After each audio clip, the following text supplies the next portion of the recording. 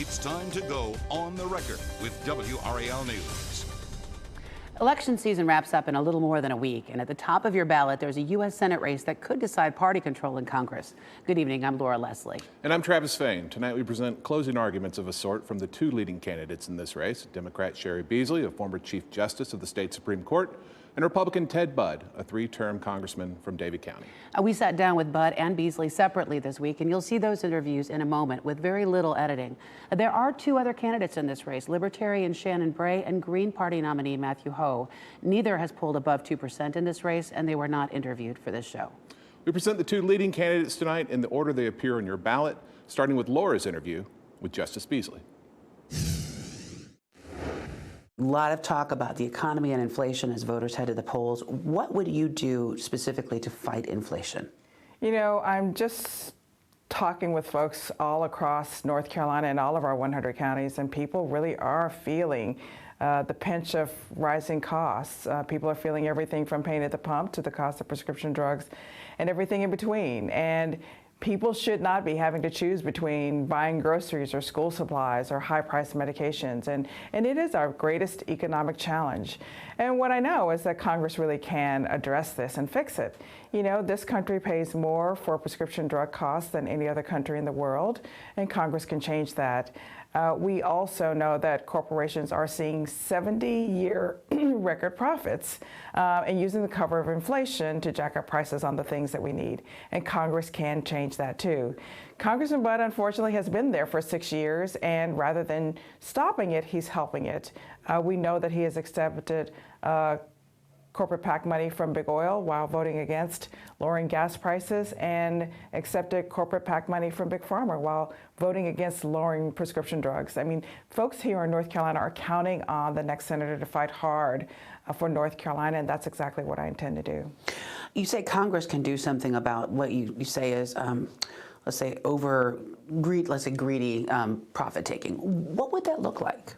Well, I mean, this is not just making a profit, because that's different. But price gouging is wrong, especially in times like this. We're trying to bounce back from our economy. This was the first time in our nation's history that we shut down the economy during the pandemic. And so we've got to figure out how to come back from that. What we know is that one of the greatest factors is the supply chain. And we've got to bring good paying jobs back to North Carolina, so we've got to focus on our Made in America economy.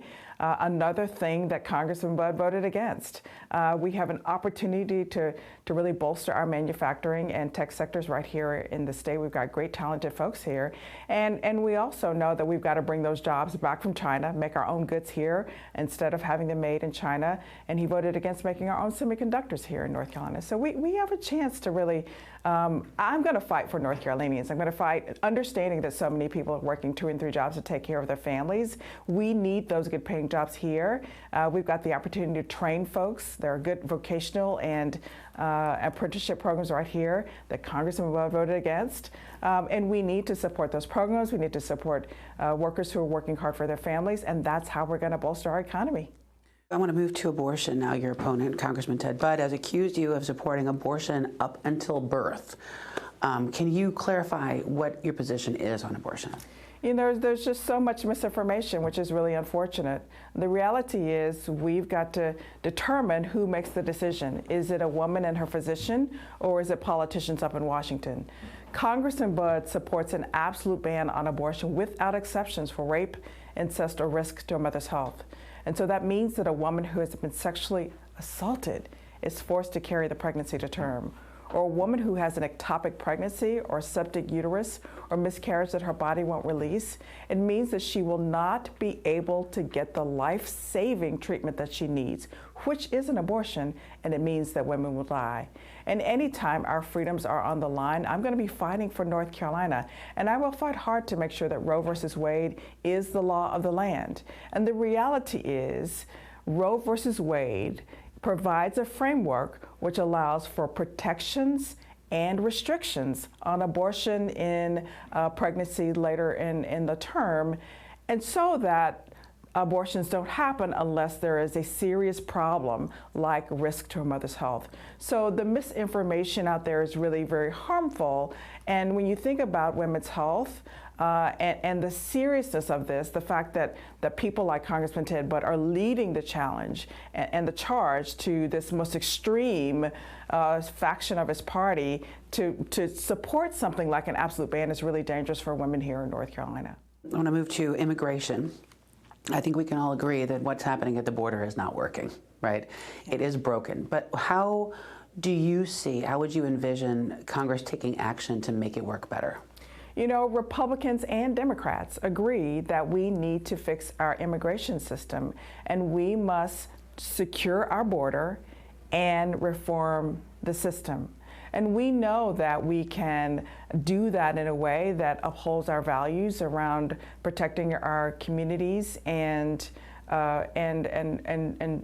proffering the American dream and proffering our economy to build it and make it stronger. We have to be clear, there are some people who absolutely should not be allowed in this country. And so reform means that we must secure the border. We also must provide a pathway to citizenship for dreamers and for those who served honorably in our military. And so since Republicans and Democrats agree that we've got to do something to fix our immigration system, why hasn't something been done? Well, Congressman Budd would much rather fearmonger than actually do something to fix our immigration system. And I'm hearing from small business owners, I'm hearing from law enforcement, I'm hearing from farmers that we absolutely must make sure that we fix the system so that we can be safe and secure and also build a strong economy. Democrats and Republicans agree that things need to change, but they don't seem to be able to come to a conclusion. Do you see yourself as being the kind of candidate who would be able to work across the aisle, or do you think that this needs to be a Democratic Party initiative that they need to just get passed? I'm prepared to work across the aisle for every single issue that matters deeply for folks here in North Carolina, and that's all of them. These issues are not partisan, and while this immigration problem started before Ted Budd started serving in Congress, if you don't believe that you have the power to make an impact on folks here in North Carolina, then you should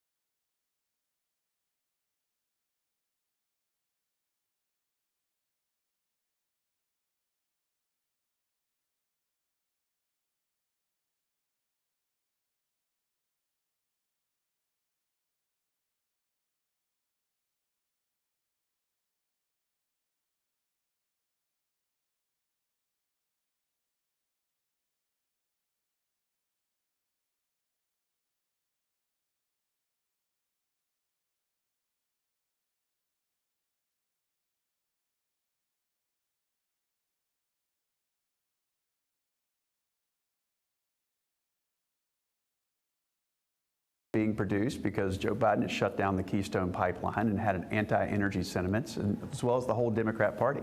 So would Cheri Beasley. It's anti-energy.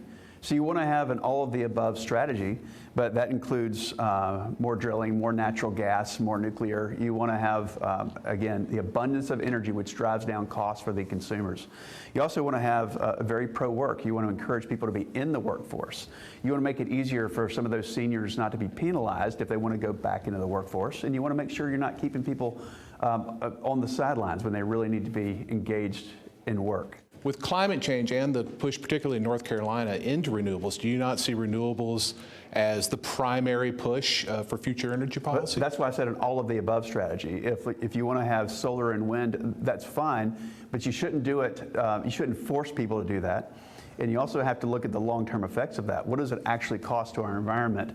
Because are you mining here in the U.S. where it's cleaner, where it's safer? Or are you forcing that mine in China? Are you forcing that mine in Western Africa? Those are very big challenges that if you want to be environmentally concerned, you have to think about the whole of the picture. That's why I'm all of the above. And you also need affordable and you need reliable. And in North Carolina, wind and solar is neither. It's not always windy, it's not always sunny, but nuclear is safe, especially next generation.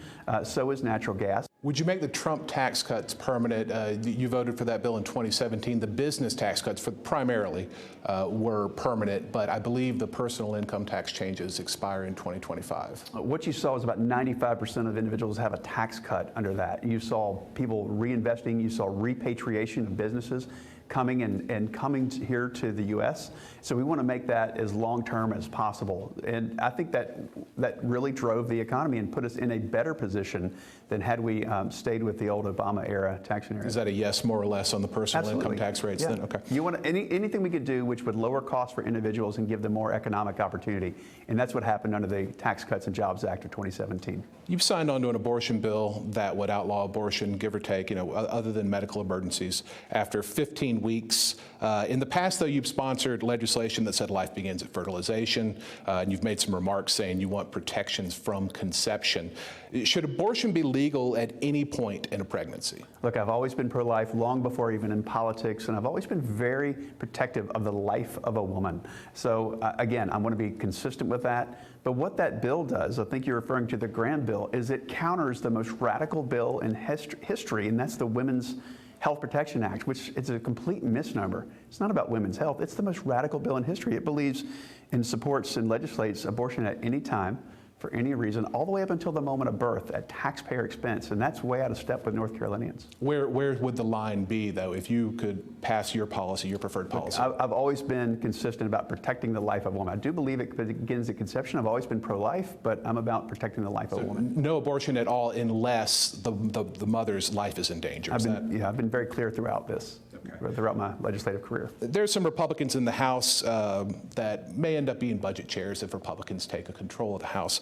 They've said that they might use the approaching debt ceiling debate kind of as a lever to talk about entitlement reforms, potentially raising the Social Security and Medicare eligibility ages. Is that something that you would support? Would you support requiring entitlement reform in order to raise the debt ceiling this next time around? Look, Travis, I've been very clear. It's making sure that we don't touch Social Security for anybody who's on it or who is expecting to receive it in the near term. And I want to be very clear about that. Okay, but long term, you do believe entitlement reform is needed, is coming in some way, yes? I want to make sure that we're not touching it for anybody who's on it or who is expecting it in the near term. And is the near term a decade? Is it? Can you be more granular with that? I think what you need to do is you need to go out and ask people, what are their expectations? When you go to people that are younger than me, I'm 51, when you go to people that are younger than me, they have less expectation for it. Those that are approaching retirement, you want to make sure it's secure and it's always there for them. All right, on immigration, you've called for more Border Patrol agents, you've called for building the wall across the Mexican border. What else would be part of a Ted Budd immigration plan, particularly given we seem to still have something of a labor crunch? How do you make sure we have the right number of people coming into this country? Well, as we're having this conversation, we're in an ag community, part of Johnston County. We need to make sure that we have H-2A. Because it's very complex, it's very expensive for our farmers, and not everything can be, not all agriculture is done by machine. There's a lot of labor involved, and you want to make sure that we continue the H-2A labor. But I do want to complete the wall. I don't think that's the whole solution. I think that's a large part of the solution. Border agents who aren't intrinsically political are there. I mean, many of them are first-generation Americans who came here legally, and now they're protecting our borders. They say, you got to finish the wall, but we also need technology, and we just want an administration that has our back, is what they've told me. Would you work along the lines of what Senator Tillis has, he's been part of negotiations in recent years. Would you find yourself somewhat in line with him, or would you be to the right of him? Look, I would have to look at the particular legislation. I don't want to put that on a spectrum. I'm about protecting Americans, making sure we protect the sovereignty of our nation and protect us from the fentanyl and the drugs that are coming across, including the billions of dollars of sad human trafficking that's coming across. I want to ask about January 6th. People angry about the presidential election stormed the Capitol. President Donald Trump waited hours before he tried to defuse that situation in any real way. When Congress came back into session, you voted against certifying election results from a couple of states. Trump, of course, has endorsed you. It's a major endorsement.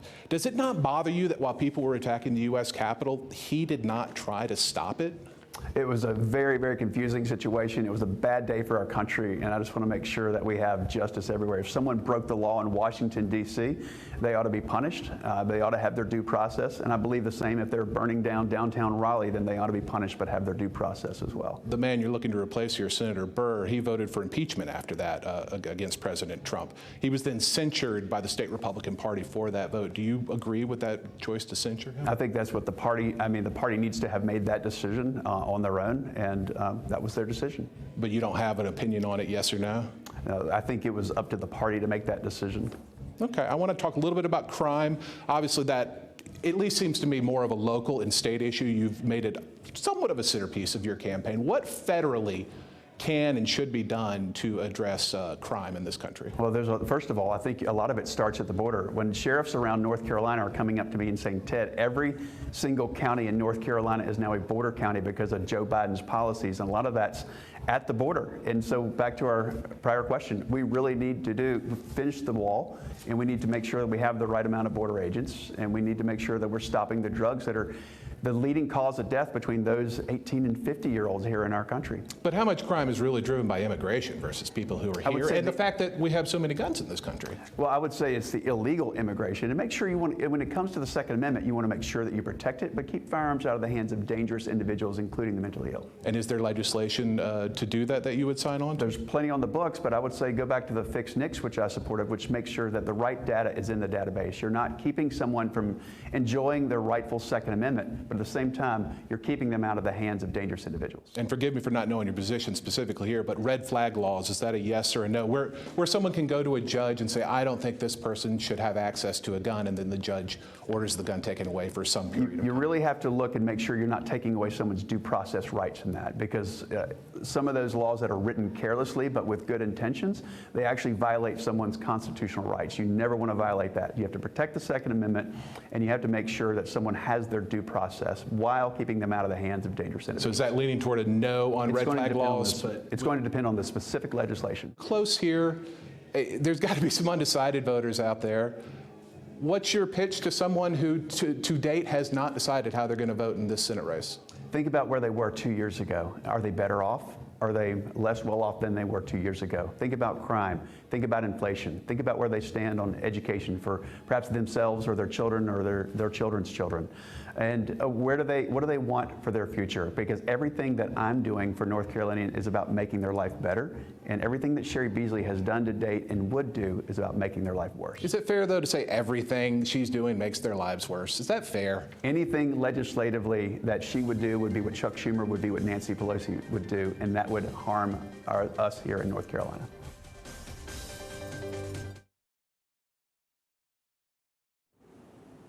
Welcome back. As you probably know, early voting is underway already in this election. It wraps up next Saturday, November 5th. You can also vote on Election Day, of course. That's Tuesday, November 8th. In addition to the U.S. Senate race, you'll find a congressional race on your ballot. Every seat in the North Carolina General Assembly is up for election, and there are important races for the state Supreme and appeals courts. There are local races, too, for school board, county commission, district attorney, sheriff. You may also have bond initiatives on your ballot. It's a lot to research. But if you Google Voter Guide WRAL, you'll find lots of information. You enter your address, the guide will show you what's on your ballot, along with position statements that we've compiled from the candidates. Thank you very much for watching tonight. If you missed any part of this show or if you want to watch it again, you can search online for WRAL On the Record to find the show's archives. And if you have something to say about tonight's discussion, you can connect with us on social media or email us your comments, questions, or criticisms on the record at WRAL.com. Thanks again for joining us, and have a great night.